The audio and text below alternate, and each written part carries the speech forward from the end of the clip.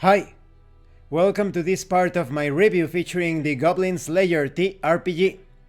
If you haven't seen the other parts of my review featuring this role-playing game based on the popular fantasy series, please check out the playlist in the description below. This time we are going to talk about main action details. But before that, I would like to talk about this channel's sponsor, Heroes and Hardships. This is a universal RPG system allowing you to play any sort of genre, adventure, story, campaign. You can create any character that you can imagine. You have hundreds of tools to assist you with that. The Kickstarter is about to begin pretty soon.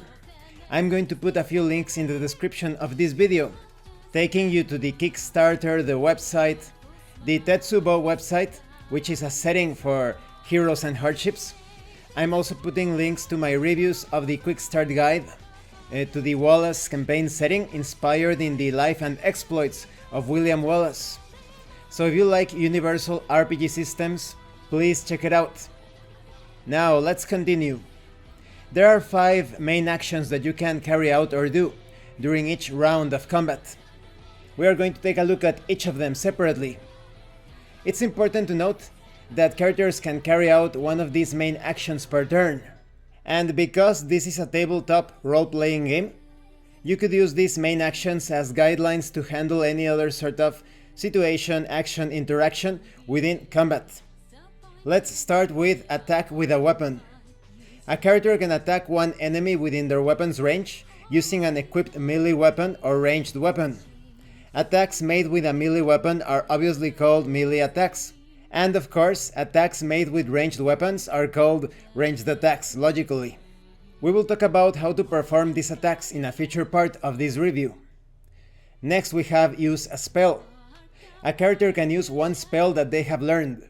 We will also talk about spells in future parts of this review. Then you have use a skill. A character can use one skill that requires them to spend a main action. They can also use skills that do not require a main action, even if they are already using their main action on a skill. Be careful though. Using skills in this way may affect movement. Skills will also have their separate part in this review series. Then you have use an item. A character can take one item from their possessions and use it. If you want to take out arrows or bullets that are not stored in a specific storage item, such as a quiver or stone bullet pouch, the main action ends with the character having only taken them out of their belongings. Because of this, they would have to wait for their next turn in order to actually use the arrows or bullets to perform a ranged attack. When it comes to using potions, a character can consume a potion or hand it to a character within reach, that is, within 5 meters. A character who has received a potion can use it on themselves on their own turn. For a character to use a potion they have on another player character, they have to use a free action to take that potion out and a main action to have the other player character drink it. I find this somewhat funny and weird because I imagine a character taking out this potion and just forcing another character to drink it in the middle of a fight, almost like getting the neck of the bottle into the mouth of the player character.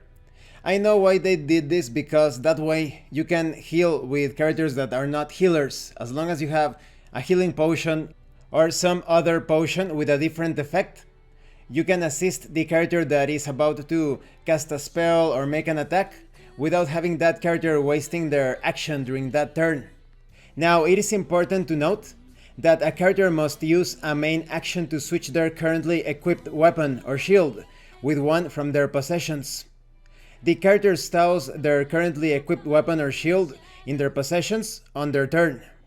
By their next turn, they have taken out the weapon or shield that they want and equipped it. Characters cannot change armor in the middle of combat. It's also important to consider that if a character is holding a lighting source of some sort, like a torch or a lantern, one of their hands will be full. This will prevent them from using two-handed weapons and from using a one-handed weapon and a shield in tandem. They could equip either a weapon or a shield, but not both. If a character gently places their lighting implement on the ground or floor, their hand becomes free, and they gain the ability to use two-handed weapons or use a one-handed weapon and a shield in tandem. The act of gently placing a lighting tool on the ground is a main action. When done like this, lighting implements that would otherwise break, such as a lantern or lamp, will remain intact. A character may toss a lighting implement to the ground using a free action, but it may break. You need to check out the item's information for whether it will break or not. Now we have declare an attempt to flee. A character can choose to flee, withdrawing from the battlefield. When a character has chosen to flee, they spend their main action declaring that they'll attempt to flee, then use their movement to withdraw from the battlefield. At this time, if the fleeing character is not within movement range of any enemy, their escape automatically succeeds. However, if they are within at least one enemy's movement range, and that enemy wants to block them from escaping, the character's movement will be obstructed. This movement obstruction is an exception to the rule, since an enemy can obstruct a fleeing character's movement from outside its reach. If the fleeing character is within the movement range of 2 or more enemies, only one of those enemies will make a movement obstruction check. I have explained this in a previous part. In such a case, the enemy would get a bonus for each enemy within movement range of the fleeing character. This bonus is gained instead of the normal bonus from allies within reach. The two kinds of bonuses will not stack. If the fleeing character's movement is obstructed, they need to make a movement obstruction resistance check. They will gain a bonus for each ally within 5 meters of them. If the fleeing character passes their movement obstruction resistance check as a result, they successfully flee. They aren't able to if they fail, however. A character who has fled the battlefield in this way cannot return to the battlefield without the Game Master's permission. When a character fails an attempt to flee, or makes their movement in an effort to withdraw from the battlefield and fails, then once their turn ends, and until their next turn comes, they take a severe penalty on all checks, except for resistance checks and intelligence checks. And this concludes this part of the review. In the next part we are going to talk about free action details. I really like it how everything is well laid out and clear when it comes to the actions that you can carry out each combat round. I think that the way you handle placing a lighting implement on the ground, such as a torch or a lantern, this rule is going to be quite useful for other role-playing games. If you play an old-school Renaissance game, perhaps a pseudo-clone or retro-clone of Dungeons and Dragons and such, this placing lighting sources on the ground rule is going to be perfect for that. Oftentimes characters are a bit disappointed that they have this two-handed weapon or they have a dual-wielding style of combat and they cannot use the best of their abilities in an underground environment because they have to carry a torch or a lantern in one of their hands. So this is perfect for that, definitely. I also like that the penalty and the circumstances for fleeing are pretty clear-cut. There will be no confusions.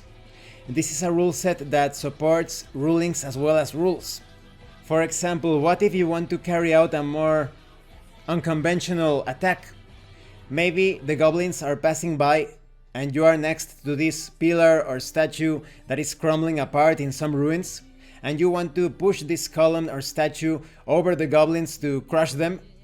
I would handle it as a strength reflex check, because you need good timing and the application of force to crush those goblins with that statue or column. Thank you for watching this part of the review. If you have any comments or questions, please let me know. And thank you so much to those of you that have been going the extra mile to support the channel. If anyone else wants to further support the channel, you can send an Amazon gift card or a drive-thru RPG gift certificate. The information on how to do that will be in the description below. Once again, thank you, and see you later.